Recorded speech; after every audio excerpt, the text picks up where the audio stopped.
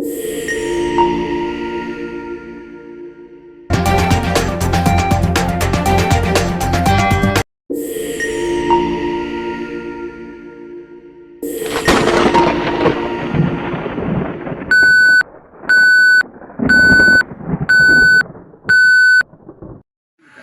kan tapi SPBN itu ada di Pulau Aceh. Dan menjadi kendala selama ini SPBN itu nggak ada di mahal dari ongkosnya. Jadi distribusi solar. Sejauh ini ada berapa aduan Bu tentang UMKM yang tadi? Kalau tentang UMKM secara langsung tidak ada, itu berarti nanti ada ini ya. Jadi kita tahun lalu menerima banyak aduan dari masyarakat terkait beberapa usaha peternakan. Ibu sedikit Bu yang terkait ini rancangan undang-undang yang baru saja dibahas yang terkait minerba. Di sini kan juga ada dibahas kalau perguruan tinggi dan UMKM kan bakal bisa untuk mengelola minerba gitu Bu. Ini gimana Bu tanggapan Ombudsman ini? Saya mohon maaf ya karena kalau yang namun untuk banyak kebijakan ini kan di kementerian. Ada yang beberapa misalnya ya ternyata itu keputusannya di Kemenpan RB. Nah yang kami lakukan adalah menyampaikan isu-isu itu kepada pimpinan yang substansi kepegawaian ini yang dibicarakan oleh pimpinan kami di pusat dengan DKN dan Kemenpan RB. Mungkin ingat tahun 2020-an awal itu banyak laporan ke Ombudsman itu terkait tunjangan kinerja dan tunjangan non kinerja. Itu dulu sempat dijanjikan nih asal penuh absen 1 juta sebulan gitu. Tapi kemudian sayang sekali di peraturan apakah itu perwal, perbu itu selalu disampaikan bahwa ada tunjangan ini itu di bawahnya ada pasal karetnya. Jadi dikatakan di situ ini dibayarkan sesuai dengan kemampuan keuangan daerah. Dapat dibayarkan sesuai dengan kemampuan keuangan daerah. Nah, jadi begitu Banda Aceh defisit, ya nggak dibayar. Nah,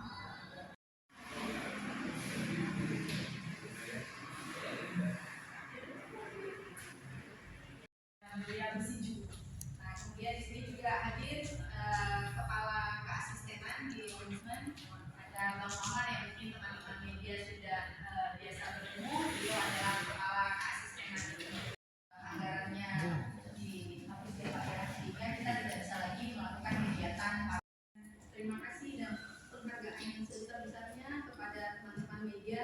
Kita tidak akan mungkin mencapai banyak hal kalau teman-teman media tidak mendukung melalui berbagai pemberitaan.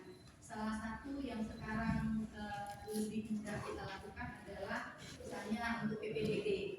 Untuk PPDB kalau dulu Bapak Ibu, teman-teman itu dengan gampang sekolah itu minta uang seragam, lain sebagainya gitu ya, itu gampang mintanya. Tapi kalau sekarang beberapa di daerah saya dengar itu kan jangan itu nanti diberitakan media, jangan nanti dilaporkan ke Ombudsman. Jadi teman-teman media dan Ombudsman adalah mitra untuk ini. Juga untuk yang di rumah sakit dengan dengan dukungan teman-teman media tahun lalu kita membuat kajian tentang sistem rujukan di rumah sakit yang sudah kita sampaikan ke kepala-kepala.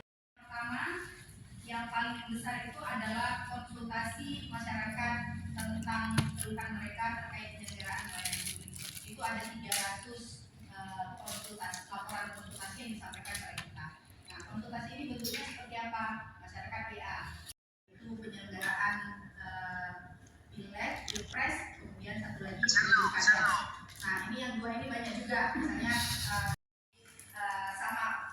Ombudsman itu tidak kita klaim sebagai laporan kita, tapi kita masukkan ke dalam konsultasi masyarakat. Jadi kita memberikan arahan kepada masyarakat, tidak mungkin mengakses toilet umum yang letaknya agak jauh. Nah, jadi kita turun dengan kualitas pelayanan memastikan beberapa waktu yang lalu. Jadi kalau rumah sakit kita upayakan memang ada pengawasan rutin, walaupun tentunya pengawasan rutin yang kami lakukan masih belum sebanding dengan keluhan yang disampaikan oleh masyarakat terkait semua rumah sakit yang ada di Aceh. Sudah berhasil kami tutup, 36 masih di dalam proses pemeriksaan. Nah, ini karena banyak laporan yang dari 36 ini kami terimanya itu akhir November atau selama bulan Desember. Jadi ketika diterima saja di PPL itu masih butuh waktu untuk diverifikasi, diterima di RIKSA itu sebenarnya sudah akhir Desember Pak ya. Jadi terima kasih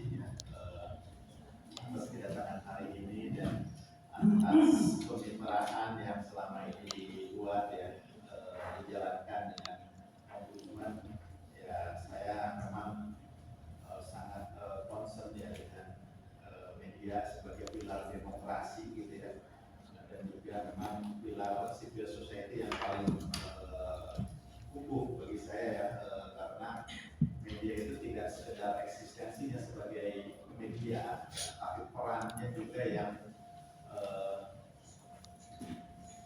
banyak ya, mengawal pilar akuntabilitas gitu ya. Pilar akuntabilitas ada 3 ya, sekarang 4 ya. Dulu kan pilar akuntabilitas itu transparansi, partisipasi ya, sama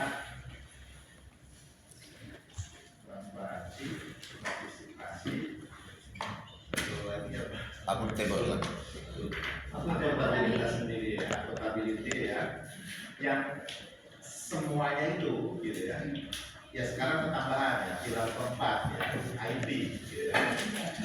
Meskipun IT ini bukan value sebagaimana 3 hal yang di depan gitu ya, tapi memang mempengaruhi 3 value ini, dan yang 3 value ini sebetulnya perannya di beberapa tempat ya didorong oleh katakanlah misalkan partisipasi, banyak teman-teman NGO gitu ya, akuntabilitas ya, banyak teman-teman NGO, kemudian yang transparansi ya, banyak diperhatikan oleh teman-teman.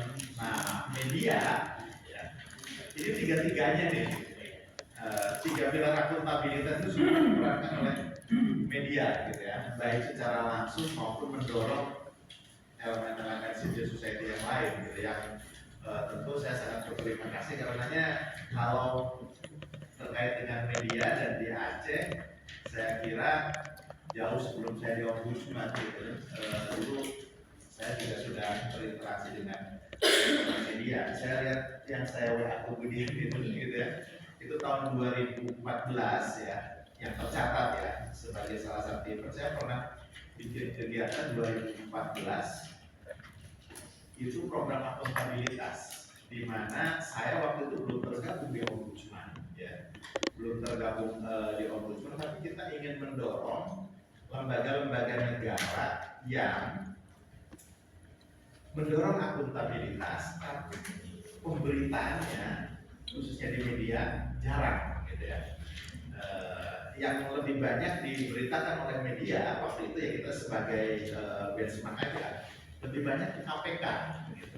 Nah padahal lembaga negara yang mendorong akuntabilitas selain KPK banyak juga, tapi tidak banyak diberitakan ya. Di 2014 saya bikin program akuntabilitas itu, yang kita dampingi waktu itu adalah Ombudsman, BPK, BPKP, KY ya, kemudian ya Kemenpan RB sendiri sama tim TKI ya, zamannya waktu itu atau staf presiden ya beserta.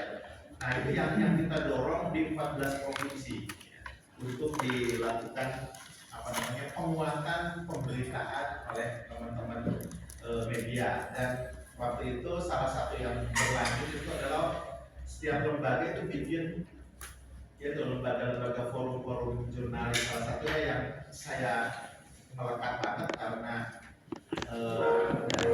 program saya itu adalah Forjuki ya, Forum Jurnalis KY ya, Komisi Yudisial waktu itu ya, yang di karena sangat aktif waktu itu, jubirnya itu Mas Asep Fajar almarhum ya, termasuk yang di Ombudsman. Makanya yang di Ombudsman ini ya, ketika sekarang juga ya teman-teman tadi menyampaikan bahwa kita sudah bermitra lama gitu ya, memang ini bagian dari pilar demokrasi dan pendorong akuntabilitas yang tidak hanya bisa kami tinggalkan, tapi memang harus kita gandeng dengan media itu. Nah itulah kami mengucapkan terima kasih. Saya kira forum ini sebetulnya dibuat oleh Budian lebih untuk karena ini Ombudsman pindah ke kantor gitu ya, kebetulan waktu itu di sebelah sana ya, beda tempat ya, beda kota ya. Nah, sekarang masuk di sini ya, ada di wilayah apa namanya ini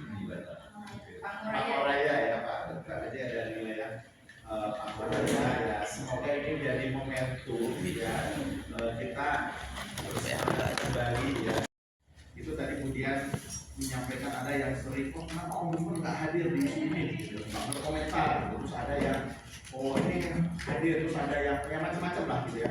Ada yang menyuarakan, oh dulu begini-begini, kok ini begini, kok diam aja, atau kok yang ini aktif, yang isu ini enggak, segala macam gitu.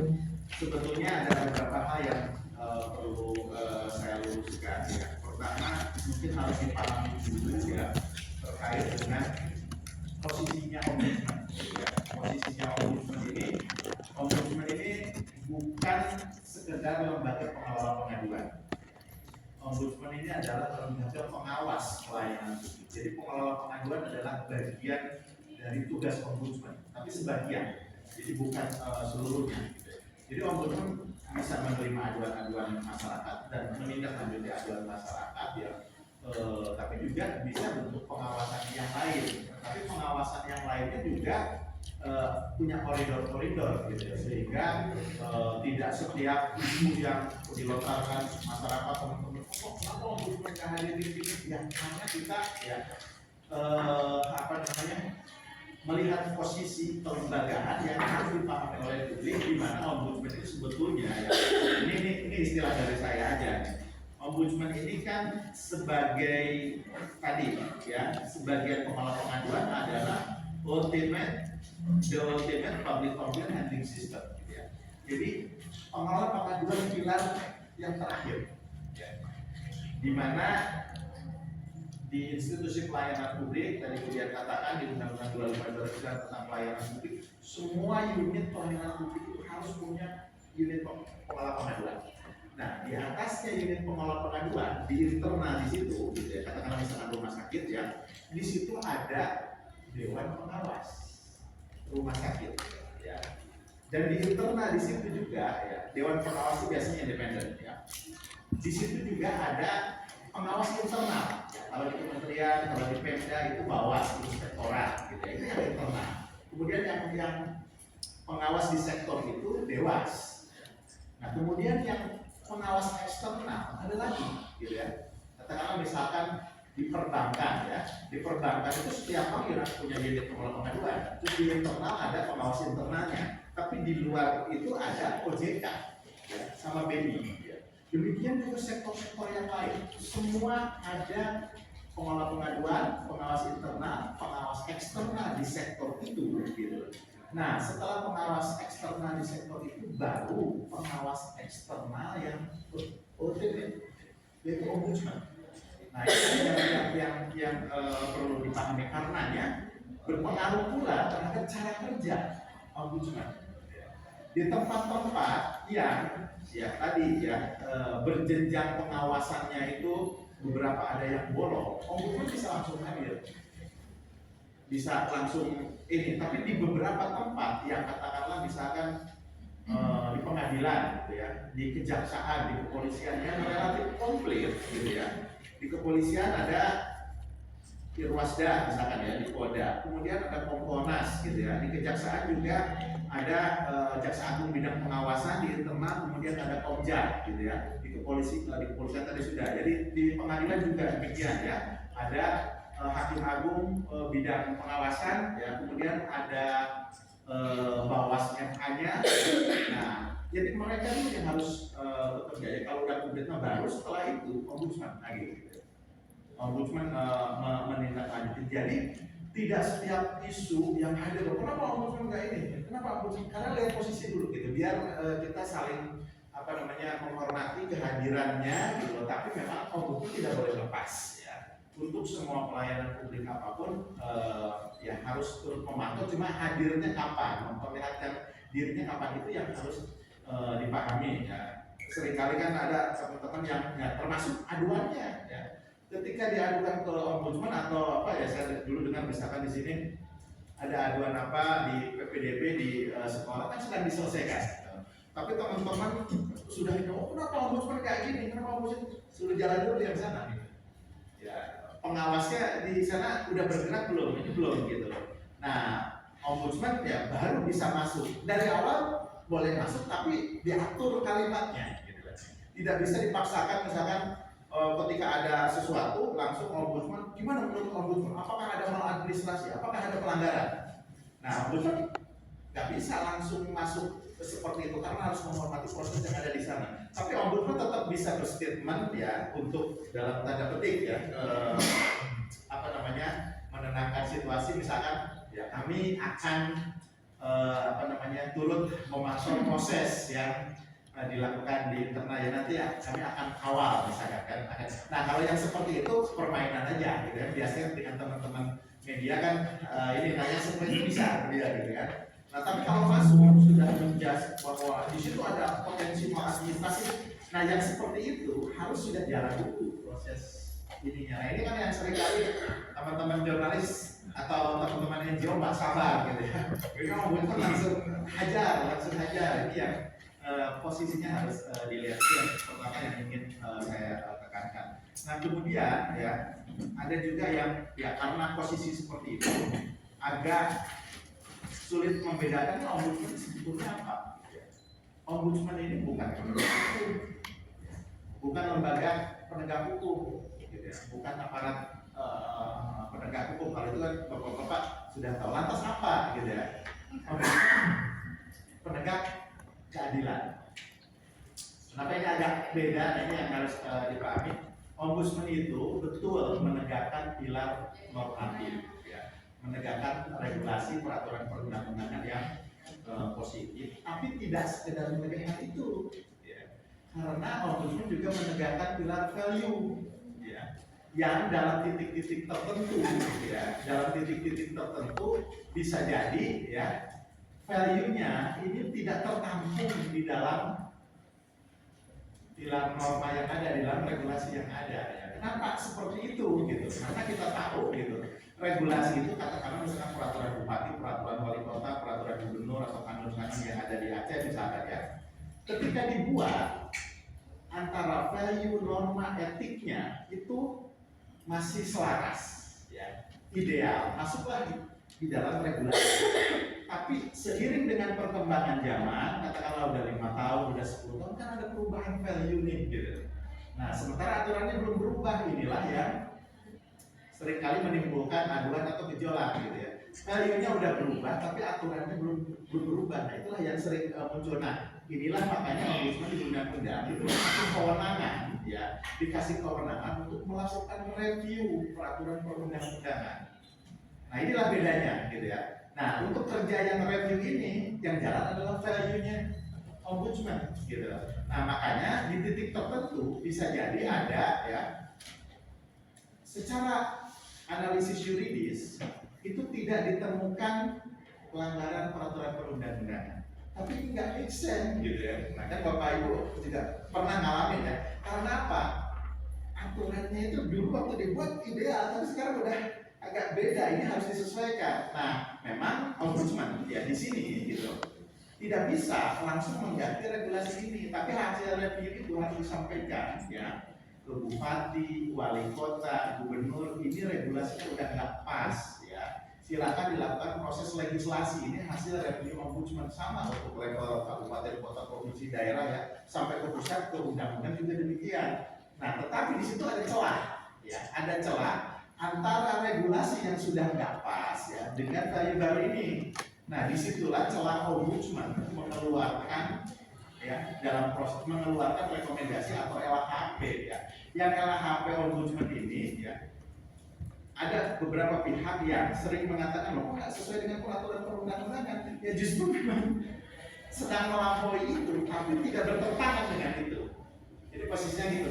Jadi di titik tertentu ombudsman menegakkan pilar normatif, tapi ketika ternyata penyakitnya bukan di bukan di prosesnya itu, tapi di regulasinya yang berpenyakit itu, yang bermasalah itu regulasinya, maka ombudsman melampaui hukum di situ.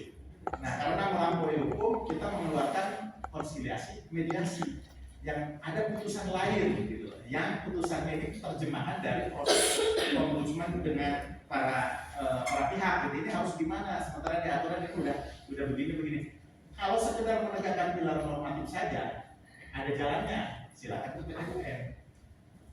PT-UN itu udah yang pasal yang berlaku saat ini adanya itu gitu. Nah, tapi di beberapa tempat kan ada yang ya termasuk ya kami udah koordinasi dengan pengadilan dan sebagainya. Ada putusan PT-UN yang tidak bisa dieksekusi. Ya, nggak bisa tereksekusi lah gitu.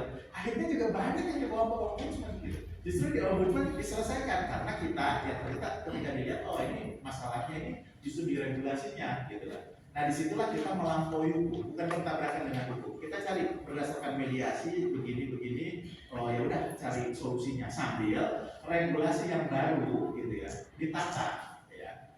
Nah, kalau nanti udah ada regulasi baru udah sesuai lagi, nah itulah posisi ombudsman. Makanya ombudsman di situ punya hak imunitas, hak kekebalan. Kekebalan tidak bisa diperkarakan, tidak bisa dimintai kesaksiannya di pengadilan dan sebagainya. Karena apa, gitu ya? Karena sedang menjalankan fungsi ini, ya, fungsi penegakan keadilan yang melampaui regulasi peraturan perundang-undangan ini, tapi tidak bertabrakan dengan peraturan perundang-undangan. Kalau masuk ke pengadilan, di pengadilan misalnya ombudsman di PT UMK yang dari sisi substansinya jelas akan bertabrakan ya. Karena yang dikoreksi oleh ombudsman ini adalah regulasi yang bermasalahnya, itu esensinya. Tidak bisa dipidanakan, tidak bisa diminta kesaksian pengadilan dalam proses ombudsman itu karena ada poin itu yang saya kira banyak publik yang belum paham gitu ya. Jadi mungkin teman-teman media karena banyak berinteraksi dengan masyarakat, dengan pihak-pihak yang mungkin berperkara, berkasus dan sebagainya, bisa turut menjelaskan posisi ombudsman yang seperti itu. Gitu. Nah kemudian saya ingin terkait dengan tadi ya statistik laporan dan sebagainya yang ada di ombudsman. Memang ada hal-hal tertentu yang laporan-laporan itu secara sektoral masuk ke ombudsman, ada yang banyak, ada yang enggak gitu ya. Nah yang banyak dan yang enggak itu kami sebetulnya di ombudsman melakukan telaah ya. Ternyata aduan-aduan yang banyak disampaikan ke ombudsman ya, tipe yang pertama itu menyangkut hak atau properti kepemilikan yang mengancam sesuatu yang sifatnya pribadi gitu ya, hak milik ya apa itu, makanya kasus pertanahan banyak di ombudsman karena tipe itu gitu. Nah yang kedua gitu itu aduan-aduan dari masyarakat ya yang jadi kalau yang pertama itu ada properti kepemilikan itu yang terancam gitu. Nah yang kedua tipe yang masyarakat itu sudah mengeluarkan sebagian hartanya, sebagian dirinya untuk mendapatkan sesuatu pelayanan publik dari pemerintah, tapi tidak mendapatkan apa yang seharusnya. Nah ini tipe yang kedua. Ya. Tipe yang kedua dari urutan banyaknya. Gitu. Nah ada yang tipe yang ketiga, ada masyarakat yang merasa tidak ada yang terambil dari apa yang ada di dirinya, yang dimiliki dirinya, gitu. Padahal ya dia tidak sadar apa yang menjadi hak-haknya, gitu ya, tidak diterima.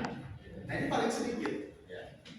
Jadi sebetulnya ada masyarakat kita yang mendapat ketidakadilan, tapi dia tidak merasa tidak adil karena tidak ada yang terambil dari dirinya. Padahal kalau ditelaah sebetulnya dia tidak mendapatkan apa yang seharusnya dia dapatkan. Nah inilah yang di ombudsman sektor-sektor atau aduan-aduan yang sedikit gitu. Nah kami minta teman-teman juga ya sama-sama kita gitu, makanya ombudsman punya slogan awasi, tegur, laporkan gitu ya. Termasuk ya ini misalkan ya, yang kelompok 3 ini petani, UMKM, nelayan gitu ya, banyak yang tidak mengadu ke ombudsman, tapi bukan berarti ya program-program pemerintah di sektor itu nggak ada masalah gitu ya.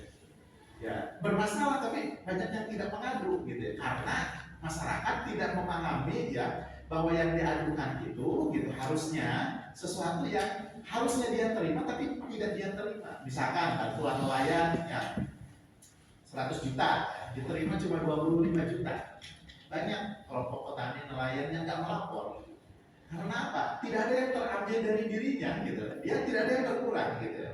Nah justru mereka beranggapan kalau saya melapor malah nanti jangankan yang 100 juta, yang 25 juta aja nanti bakalan nggak dapat karena dicoret sama ini warga yang cerewet nih, masyarakat yang cerewet. Nah di kita itu pingin juga ya di sektor-sektor tertentu itu juga masyarakat turut melaporkan gitu. Jadi menjadi hal yang memang ya kita dorong gitu. Kalau yang masalah pertanahan, agraria pertanahan itu kita nggak sosialisasi juga banyak yang ngadu gitu. Nanti di sektor-sektor tertentu, di program tertentu banyak yang tidak mengadu. Karenanya statistik di ombudsman itu maknanya bukan banyaknya laporan dari institusi tertentu mencerminkan bahwa institusi itu jelek, belum tentu gitu ya. Belum tentu. Tapi bisa ya karena apa? Ada tempat yang laporannya nggak ada, tapi di situ programnya bermasalah, tapi tidak masuk gitu. Begitu juga gitu. Jadi banyak sedikitnya aduan yang masuk ke ombudsman tidak serta-merta mencerminkan bahwa institusi itu baik atau buruk gitu ya. Itu harus diperdalam lagi gitu ya, kasusnya seperti apa. Makanya di ombudsman juga banyak laporan yang ketika masuk ke ombudsman dilakukan pemeriksaan ternyata belakangan oh tidak ada maladministrasi, tidak terbukti dan sebagainya. Nah yang seperti itu. Nah mungkin yang terakhir juga saya ingin menambahkan, di luar pengaduan masyarakat ya, di luar ini memang ombudsman melakukan pengawasan khusus. Tadi saya ingin menambahkan sedikit, teman-teman ini untuk tahun 2025 punya IAPS ya, IAP ya. Rencananya yang perizinan ilegal. Kemarin kita diskusi, jadi di sini itu misalkan ya, di Aceh itu banyak sarang burung walet yang tidak berizin, peternakan yang tidak berizin gitu ya. Padahal di situ ada dampak lingkungan maupun dampak sosialnya. Kami kemarin sudah diskusi dan arah IAP-nya lebih pada tata kelola di situ. Jadi bukan ya awalnya misalnya perizinan ilegal di banyak tempat justru ada deregulasi atau pemangkasan izin gitu kan. Dulu di tempat tertentu ada 100 izin, 50 izin dihapus gitu. Nah ini ombudsman kok misalkan ada ini kok disuruh pakai izin gitu ya, disuruh berizin di tempat tertentu aja udah dihapus malah ini. Nah kita udah diskusi kan. Arahnya sebetulnya ya ini supaya lebih clear ya teman-teman biar tahu dari awal. Arahnya lebih pada tata kelola gitu ya. Karena apa? Kehadiran proses bisnis tertentu bisa jadi ada kiri kanan ya yang kena dampak dan sebagainya. Ini diaturnya seperti apa? Nah makanya ketika ini di situ harus ada tata kelolanya dan di situ muncul perizinannya. Nah ketika masuk ke perizinan, nah ini ada hal lain ya. Supaya itu diterima perizinan itu gitu, jangan dikasih beban. Jadi izinnya itu harus digratiskan untuk UMKM dan sebagainya ya, gratis izinnya, tapi ada proses yang supaya ini tidak benturan dengan tetangga dan sebagainya. Seperti apa tata kelolanya boleh ada, tapi ada syarat-syarat kok lingkungannya harus ditetapkan begini. Ada seperti itunya. Nah, karenanya sasarannya ya, ketika masuk ke perizinan itu, ketika ada dan digratiskan. Esensi perizinan itu juga bukan untuk penertiban, bukan semata-mata untuk penertiban atas dampak ya. Tapi di tempat-tempat tertentu ya, saya punya kasus ada orang yang minta izin ya, ke Pemda perizinan tertentu, ternyata Pemda tidak mengeluarkan izin. Ketika tidak mengeluarkan izin, kita klarifikasi, kita panggil Pemdanya, kenapa tidak mengeluarkan izin ini? Gitu. Mengeluarkan izin atas bisnis ini. Ternyata Pemda menjawab, Pak, itu adalah jenis bisnis baru yang tidak perlu perizinan. Silakan aja usahanya dijalankan. Kami tidak akan menerbitkan ya karena tidak ada keharusan membuat izin itu gitu. Nah akhirnya kami sampaikan ya ke perusahaannya, ke yang mengajukan izin, Pak, kami itu ya mengajukan izin bukan untuk legalitas ketertiban, penertiban, bukan gitu. Tapi ini untuk legalitas bisnis kami, dan dari izin yang kami miliki, kami bisa bikin prospektus bisnis yang lebih besar. Kami bisa ke perbankan, kami bisa ke investor. Jadi bukan untuk menghadapi Satpol PP yang menerbitkan izin itu. Jadi esensi perizinan yang dikeluarkan oleh Pemda, ya ternyata ada yang memaknai ini lebih melindungi mereka secara badan hukum sehingga mereka lebih eksis. Nah akhirnya diskusi kami juga kemarin berarti sama ketika ada peternakan yang dibuat di masyarakat kemudian harus pakai perizinan ya dari sisi lingkungannya segala macam, tapi kemudian izinnya digratiskan 0%, atas gunanya apa? Ya dengan adanya itu mungkin teman-teman pengusaha ternak itu, pengusaha UMKM atau pengusaha misalkan sarang burung walet itu bisa ke perbankan, nambah modal dan sebagainya. Jadi perizinan bukan hanya untuk penertiban. Jadi kira-kira itu. Nah tentu saja apa yang dilakukan oleh teman-teman nanti kan kajiannya akan ada konsultasi publik juga, masukan dari sana sini, gimana intinya ketika masuk ke pemerintah lebih pada tata kelola dan semua didorong itu. Gitu. Jadi mungkin itu yang apa namanya bisa saya harapkan ya, semoga teman-teman ya, bisa terus bermitra dengan Ombudsman dan kami sangat berterima kasih atas hubungan baik yang ada selama ini. Saya kira mungkin itu Bu Dian, ya, terima kasih. Assalamualaikum warahmatullahi wabarakatuh. Pendirian anggarannya sekitar 60 miliar ada ya, sekitar 60 miliar lah. Jadi dihitung-hitung kalau dibagi antara minat dan perwakilan masing-masing 10 miliar. Pertama 6, kemudian naik jadi 10 perwakilan. Naik jadi 10 perwakilan. Kemudian naik menjadi 13 perwakilan kalau nggak salah. Kemudian di Ombudsman prihatin. Ombudsman itu lembaga yang didirikan dengan undang-undang. Sama seperti undang-undang tentang kepolisian, sama seperti undang-undang tentang kelembagaan. Undang-undang yang